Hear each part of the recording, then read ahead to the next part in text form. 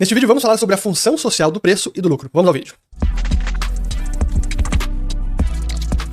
Muito bem, a todos aqueles que estão chegando agora aqui no canal. Meu nome é Fernando Urrich, aqui a gente fala de economia, mercados e investimentos. Se vocês gostarem do conteúdo, considerem se inscrever, ativando o sininho aqui embaixo e também compartilhando esse vídeo. Bom, o vídeo de hoje vai ser um pouco mais teórico do que o usual, mas não menos importante, porque esse é um daqueles temas onde há um enorme desconhecimento pelo público em geral, pelos formuladores de políticas públicas, sobretudo por eles, mas também muitas vezes por muitos economistas que não entendem que a interferência no sistema de preços livres acaba gerando uma série de consequências não intencionadas e prejudiciais para a economia e para a harmonia social, interferências que não atingem o objetivo inicial, que era de baratear um bem, garantir ou estabilizar a sua oferta e acabam gerando apenas escassez quando tudo que eles gostariam de ter era a abundância desses bens. Por isso é fundamental entender que o preço não é um dado arbitrário que pode ser definido por decreto, por lei, ou por algum burocrata, ou por algum grupo de seres super inteligentes e clarividentes. Não é assim que funciona o preço. Porque o preço daquelas informações, talvez a mais importante de uma economia, isso vale para qualquer bem, porque é o preço que emite uma infinidade de informações que conseguem, portanto, garantir a cooperação social, regular a oferta e demanda de um bem, e é o preço que informa sobre a abundância ou escassez relativa à sua demanda pelos indivíduos. Essa é a importância do preço. E olhando primeiro pela ótica dos consumidores, como é que funciona, quais sinais que o preço emite e como isso impacta ou incentiva o comportamento dos consumidores. Se o preço está mais alto, se o preço sobe, isso incentiva os consumidores a mudar o seu comportamento e consumir menos daquele bem, demandar menos daquele bem. E o contrário também é verdade. Se o preço cai, os consumidores são incentivados a consumir mais daquele bem. E nem importa o motivo pelo qual o preço subiu ou caiu. Pode ser por conta de uma inundação de um país distante que afetou a produção de uma commodity, que impactou depois a logística, que encareceu a logística ferroviária. Não importa o motivo, porque todas essas informações estão embutidas no preço final. E é isso que faz com que nós, indivíduos, ajustemos o nosso comportamento consumindo mais ou consumindo menos. Então, do lado do consumidor, essa é a importância do preço e faz com que a gente ajuste o nosso comportamento demandando mais ou demandando menos.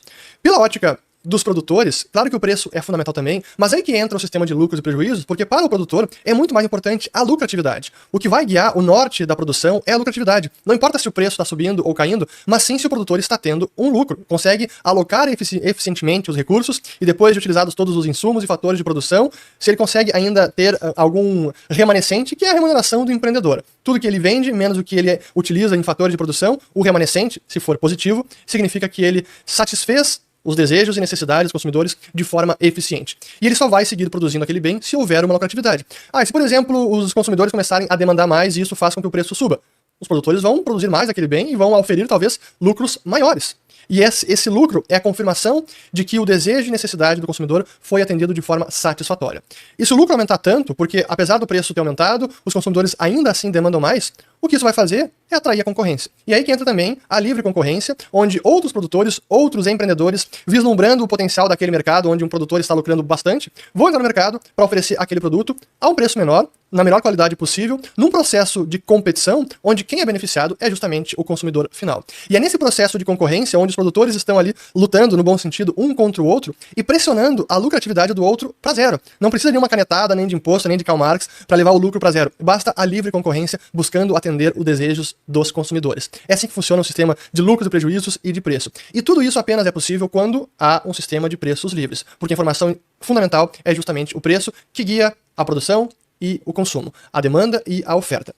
E aí como é que funciona quando a gente tem algumas intervenções nesse sistema? Porque enquanto os produtores estão ali tentando fabricar e fornecer o melhor produto ao menor preço, eles podem, claro, ter uma queda de lucratividade porque talvez algum insumo aumentou, algum fator de produção aumentou. E o que eles fazem nesse sentido? Precisam conter custos, cortar custos, inovar, criar novas soluções, novas formas de produzir para que consigam assim diminuir o seu custo e voltar a ter alguma lucratividade. Mas se mesmo assim não atingirem a lucratividade e seguir tendo prejuízo, vão ter que ou aumentar o preço ou produzir menos até estabilizar a produção daquele bem e conseguir algum tipo de lucratividade. E se ainda assim não for possível, se diminuiu o preço, ou se aumentou o preço e aquilo acabou com a demanda daquele bem e ainda assim está tendo prejuízo, simplesmente vão parar de produzir aquele bem. Não há outra forma. Então, se um bem é realmente demandado, ele será produzido por algum fabricante num sistema de preços livres e de livre concorrência e de lucros e prejuízos.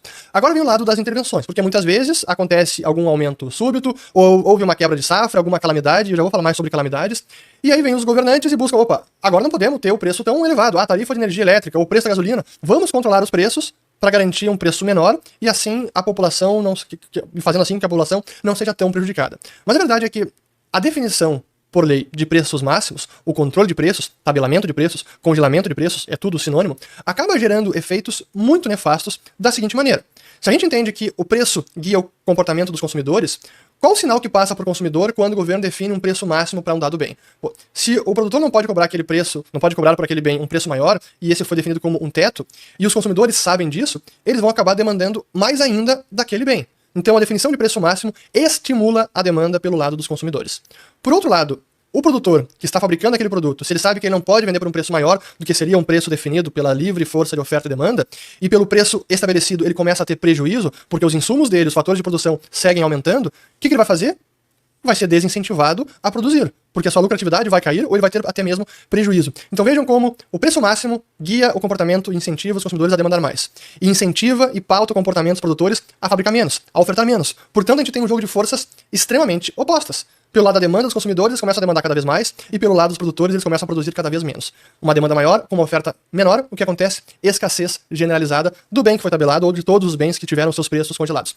Esse é o efeito do preço máximo. Isso vale para tudo, vale para qualquer mercadoria, vale agora para os aluguéis em Berlim, que está tendo uma lei na Alemanha, ou melhor, houve um referendo em Berlim que querem tabelar, querem confiscar as propriedades para controlar o preço dos aluguéis. E a consequência é que vai faltar apartamento em Berlim caso isso vá adiante. Mas isso vale para qualquer mercadoria.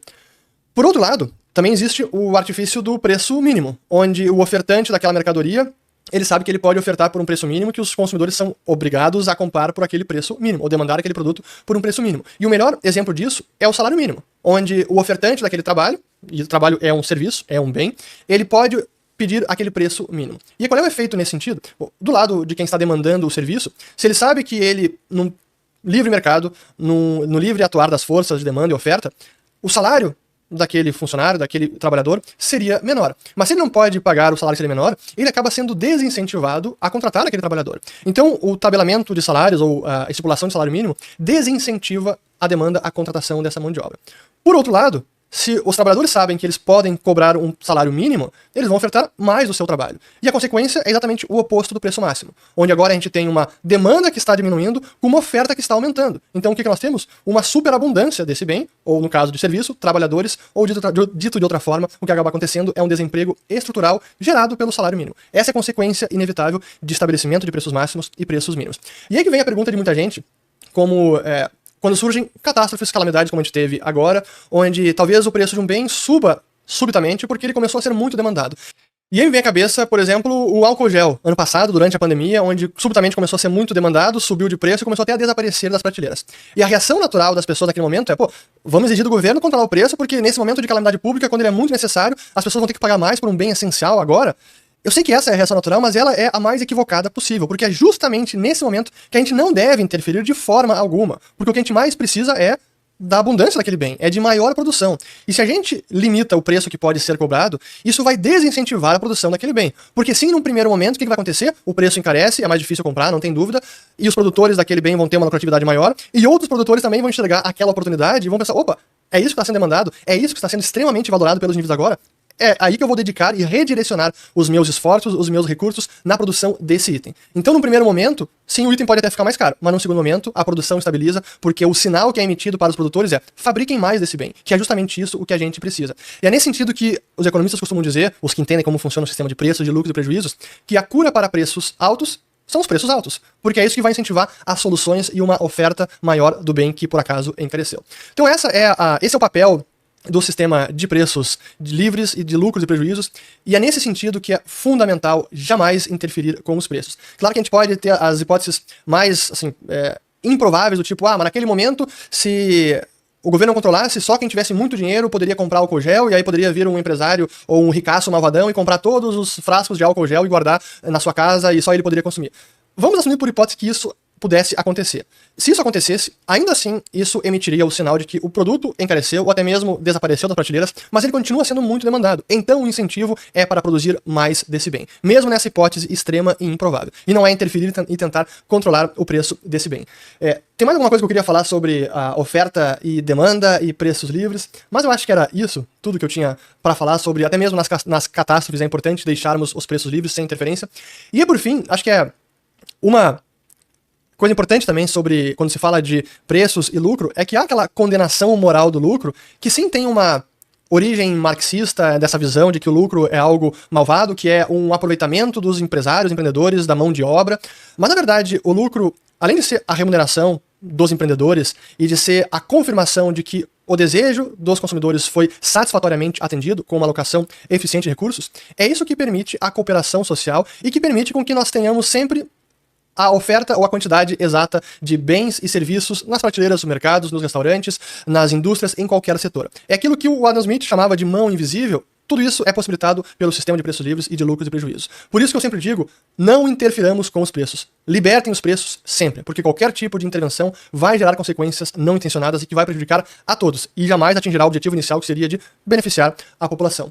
E por fim, o último comentário que tem a ver com a inflação, porque claro, a inflação, que é a perda de poder de compra da moeda, ela acaba perturbando esse processo de cooperação social, porque ela distorce os preços relativos. Então aqueles sinais emitidos pela demanda dos consumidores ou pela lucratividade dos produtores acaba sendo adulterado, de certa forma falsificado, e isso também traz consequências para a economia, para a harmonia social e para a regulação da oferta e demanda dos bens numa sociedade. Por isso é importante também termos o mínimo de inflação possível ou uma estabilidade de preço. Quanto maior a inflação, maior será a perturbação nos preços relativos e na cooperação social.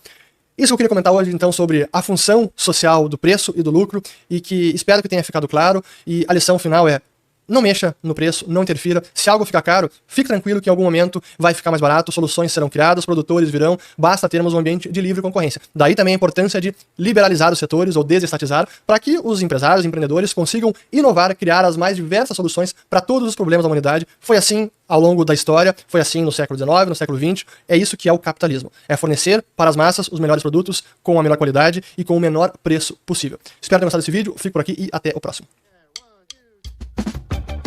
Hoje não tem nenhum link, na verdade eu vou deixar um, que é um livreto do Ludwig von Mises sobre justamente o sistema de lucros e prejuízos. Espero ter gostado e até o próximo vídeo.